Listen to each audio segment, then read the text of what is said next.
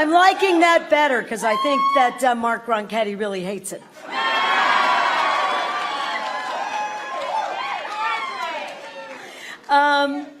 Well, you're welcome. If Rosalind didn't make you cry, she is a powerful and courageous woman. She is. And she reminds me, as she said to you, of each and every one of you. Boy, we are no strangers to standing up and fighting for our families. Not one of us. That is who we are. It's who we are. And it's who I am. And it's why today is so incredibly important. And I feel so energized. I needed you today.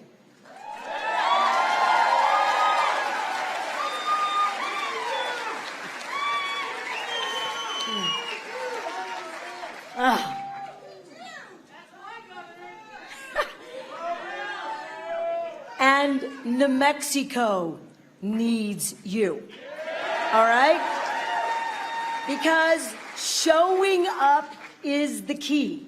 We have the voters. We have the will. We are what democracy looks like. It's us.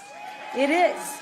And around the country, they look to New Mexico, right? We're the bellwether. What happens here creates the right emergence and incentives for all of the things across America. And I know at every single election, somebody who's never done any of the work, someone who's not from our communities or our neighborhoods, likes to tell us what it ought to look like. And they like to point at generations of struggle, which I find, frankly, and I bet you do too, offensive. All right? I'm offended by that because you know what? I never see, any of those numbers unless they're 1, 2, 3, and 4. And by the way, we're on those lists from the environment to the economy to the #1 place in America for cradle to career investments in our families. #1.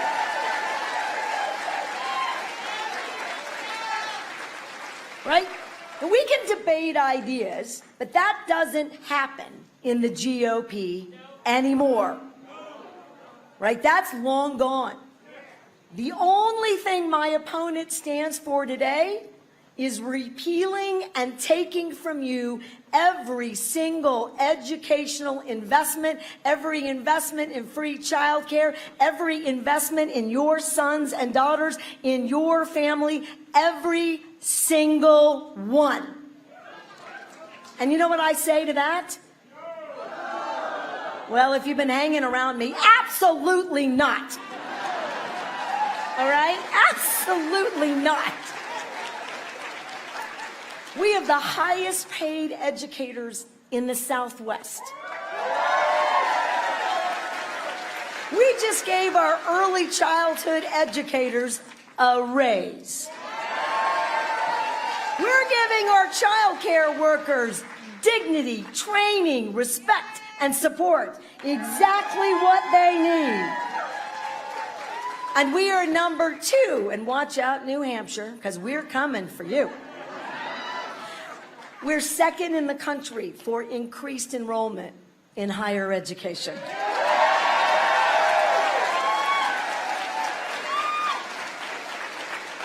And in this world, and in this state, where it's still too hard out there, you don't hear any Democrats saying that we don't have more to do. You don't hear any leaders from the Democratic Party saying to you that it's all perfect out there, not once. You have all of us thinking about tomorrow and the future and building together and making it really clear that protecting your paychecks is on our agenda every day, which is why New Mexico also is one of the leaders in the country in terms of returning your hard money back to you in any number of tax relief, including we're the only state in America that extended the child tax credit. And as a result, We're the only state in America today that is still moving children and families out of poverty. The only one. All right? So we know that it works, but we're going to need more of it. We are. We need more of it. And that's why I'm running for re-election. Because you can clap for that all you want. All you want. All right? Because it is. It's hard out there. And when it's hard out there, people think, gosh, is it worth it? Are we really making the differences? Is it getting everywhere that it needs? Can we all work together to keep fighting through and make a difference during inflation for our families? And the answer is yes. And this is how I know. Rosalind, she reminds me that if we do it together, we save lives, we can make a difference. And I'll tell you what else. You know, on the campaign trail is probably the best time for someone like me to get re-energized and get reconnected with the people I care about most, New Mexicans, your families. And I was out last week, and I was asking for votes. And I was also, you know, drinking coffee. So I'm asking for votes. I'm buying coffee. And I walked in to a restaurant, and a woman began to visibly shake when I walked in, you know, and that's not always a good sign.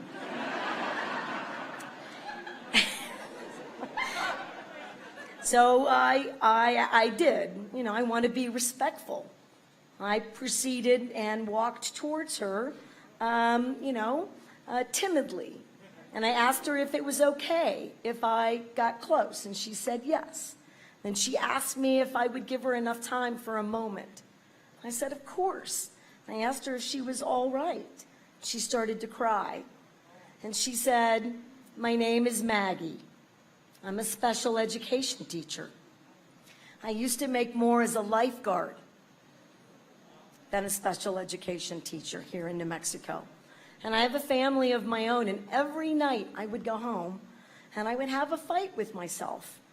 I can't pay the rent. Can't buy enough food, can't pay for childcare, but I can't leave this profession because I got 30 kids. Frankly, she had 60. I have 60 kids who need me. And if I don't show up for them, they're not going to make it.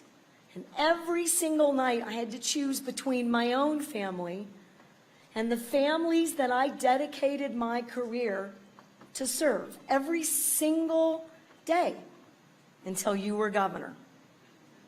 And I don't have to make that choice anymore because now I make enough to be a special education teacher.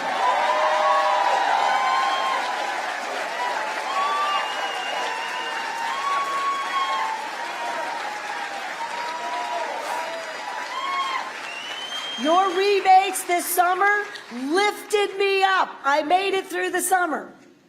Your free child care program means both of my children are getting the services they need, and for the first time in a long time, maybe ever in my young family, I have dignity and quality of life. And that's all I'm asking for.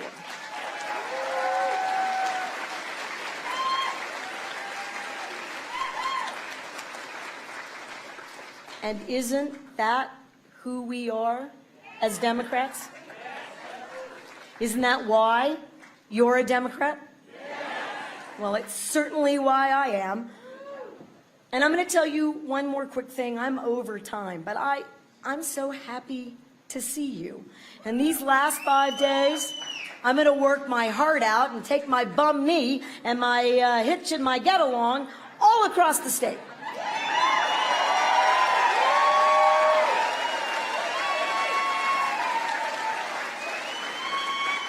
But I want to talk to you about respect, about why not only doing right for people, telling the truth, being who you are. Backstage, the president went and got me a chair. I didn't ask for a chair, but I needed one nonetheless. All right?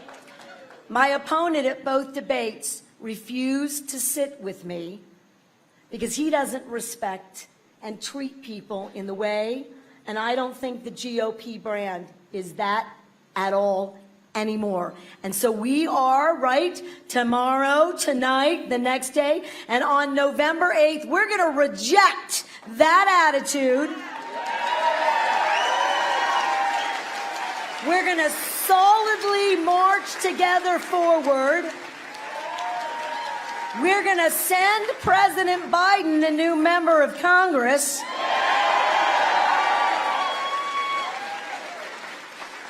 Because he deserves that respect from us in return.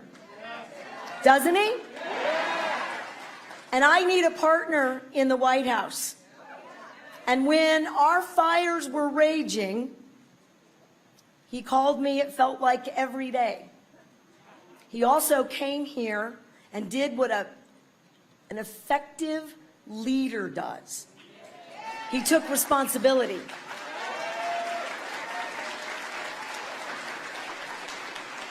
And then he worked with our members of Congress, only the Democrats from New Mexico. I want you to wrap your head around that.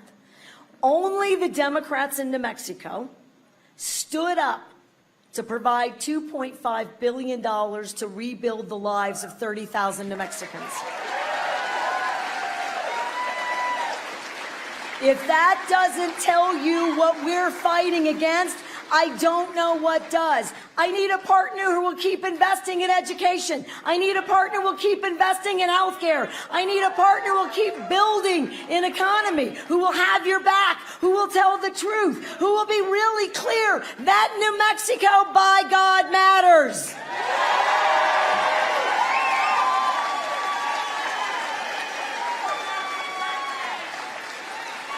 I will take that Democratic leader, that partner, over some other guy that told the rest of the country that COVID was a hoax and to deal with it ourselves.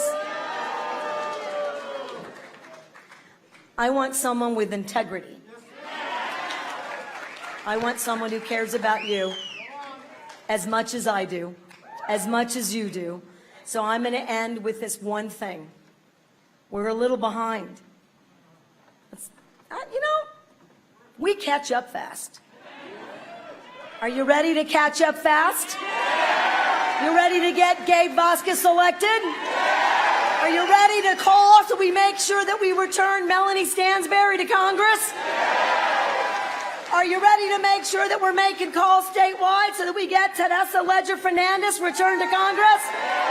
Are we going to get our Democrats up and down the ballot elected, up and down the ballot statewide? And are you going to show up to make sure the shortest governor in America gets returned? Oh!